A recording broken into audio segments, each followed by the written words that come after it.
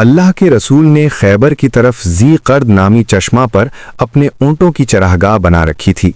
वहां पर अल्लाह के रसूल का चरवाहा अपनी औरत के साथ मुकीम था। बनु फज़ारा के कुछ लोगों ने अल्लाह के रसूल के ऊँटों पर डाका डाला। उन्होंने चरवाहे को शहीद और औरत को गिरफ्तार करके अपने हमराह ले गए। इधर अल्लाह के रसूल के एक गुलाम रब्बा रज़ी अल्लाह अन्हो भी वहां अल्लाह के रसूल की ऊँटों की रखवाली के लिए मौजूद थे। सईदना सलमा बिन अकवा रज़ी अल्लाह अन्हो सईदना अबू तलहा रज़ी अल्लाह अन्हो के लिए काम करते थे। उनका घोड़ा उनके पास था।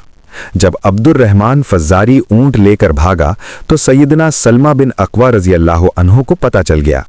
उन्होंने रब्बा रज़ी अल्लाह अन्हो को अबू तलहा रज़ी अल्लाह अन्हो का घोड़ा देते हुए कहा कि जल्दी से मदीना जाओ और अल्लाह के रसूल को सारी सूरत हाल से मुत्तला करो और घोड़ा अबू तलहा रज़ी अल्लाह अन्हो को वापस कर देना। रब्बा रज़ी अल्लाह अन्हो अल्लाह के रसूल को इत्तला देने के लिए मदीना की तरफ रवाना हुए और ख़ुद सैयदना सलमा बिन अकवा रज़ी अल्लाह अन्हो एक टीले पर खड़े होकर बुलंद आवाज़ से पुकार रहे हैं, या सबाहा, या सबाहा, हाय सुबह का हमला, हाय सुबह का हमला। उनकी आवाज़ बड़ी बुलंद थी। इधर मदीना तक खबर पहुंची और इधर उनकी ये शान कि अकेले ही दुश्मन के पीछे पैदल चल पड़े। इस रोज़ सैयदना सलमा रज़ी अल्लाह अन्हु ने बहादुरी जवां मर्दी की ऐसी दास्तान रकम की कि तारीख़ में बहुत कम ऐसी मिसालें हैं। सैयदना सलमा रज़ी अल्लाह अन्हु बड़े ज़बरदस्त तीरंदाज थे। उन्होंने तरकश संभाला और दौड़ते हुए दुश्मन के करीब पहुंच गए। जब वो निशाने पर आ गए तो तीर बरसाना शुरू कर दिए। तीर अपने निशाने पर लग रहे थे। बुलंद आवाज से वो रजस पढ़ रहे थे, मैं अकवा का बेटा हूं, आज मालूम हो जाएगा कि कौन अपनी मां के दूध का हक अदा करता है। अब जरा गौर कीजिए, पहाड़ी इलाका जहां कहीं कहीं छोटे छोटे दरख्त भी थे। सैयदना सलमा रज़ी अल्लाह अन्हो दुश्मन को नुकसान पहुंचाते हुए आगे बढ़ रहे थे। अगर कभी दुश्मन जवाबी कार्रवाई करने के लिए पीछे पलट कर देखता तो ये किसी दरख्त के पीछे छुप जाते और तीर मारकर जख्मी कर देते। इस दौरान दुश्मन पहाड़ के तंग रास्ते में दाखिल हुआ तो ये पहाड़ के ऊपर चढ़ गए और पत्थरों से उनको मारने लगे। दुश्मन सख्त परेशान हुए और वो बतदरीज आपकी ऊँटनियां छोड़ता हुआ आगे भागते रहे, हत्ता कि अल्लाह के रसूल की तमाम ऊँटनियां सैयदना सलमा रज़ी अल्लाह अन्हो ने छुड़वा लीं, मगर उन्होंने इसका पीछा नहीं छोड़ा। दुश्मन अपने बोझ को कम करने के लिए अपने तीर और चादरें फेंकते हुए भाग रहे थे।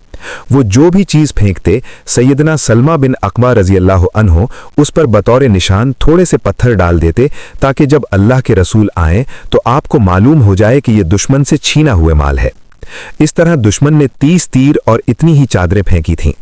दुश्मन सख्त थक गया था, इसलिए एक घाटी के तंग मोड़ पर बैठकर दोपहर का खाना खाने लगे। इधर ये खाना खाने बैठे, इधर सलमा बिन अकवा रज़ी अल्लाह अन्हो भी एक चोटी पर जा बैठे।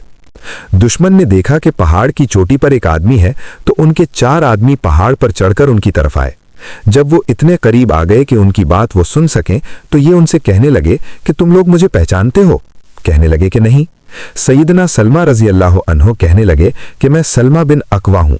फिर उन्होंने जो अल्फाज कहे वो पढ़ने वाले हैं।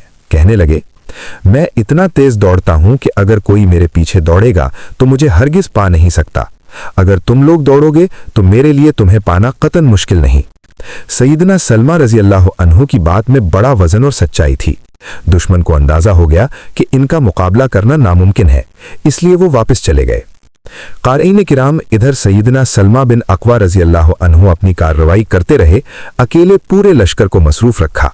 और इधर अल्लाह के रसूल के गुलाम रब्बा रज़ी अल्लाह अन्हो अबू तलहा अंसारी रज़ी अल्लाह अन्हो के घोड़े पर मदीना पहुंचे। उन्होंने अल्लाह के रसूल को सारा वाक़या बयान किया तो आप सल्लल्लाहु अलैहि वसल्लम ने सहाबाए किराम रज़ी अल्लाह अन्हुम को फौरी तैयारी का हुक्म दिया।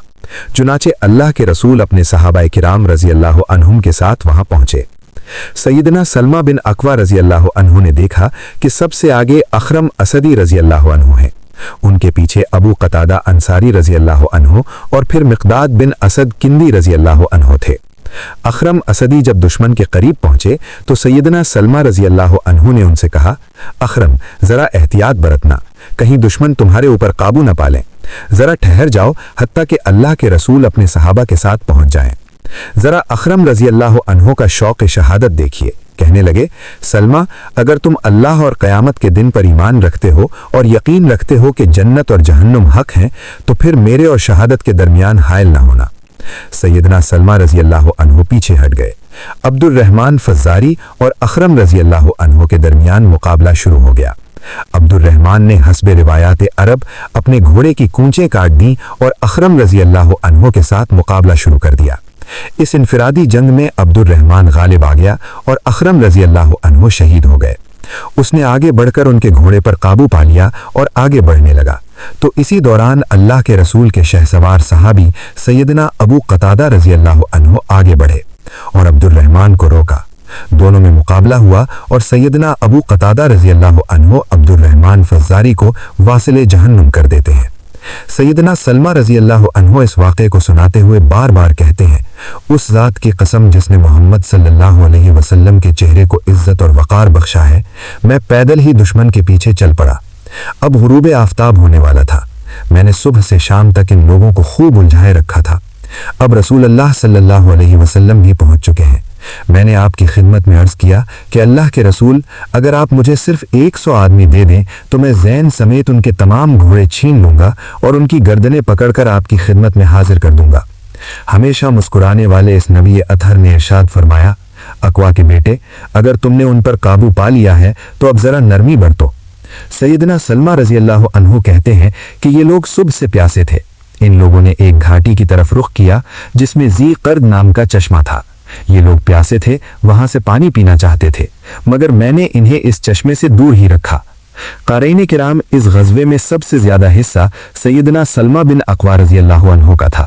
اس کے بعد سیدنا ابو قتادہ رضی اللہ عنہ کا تھا، جنہوں نے اس غزوے میں کافروں کے سردار اور بنو فزارہ کے رئیس کے بیٹے عبد الرحمن کو واصل جہنم کیا تھا۔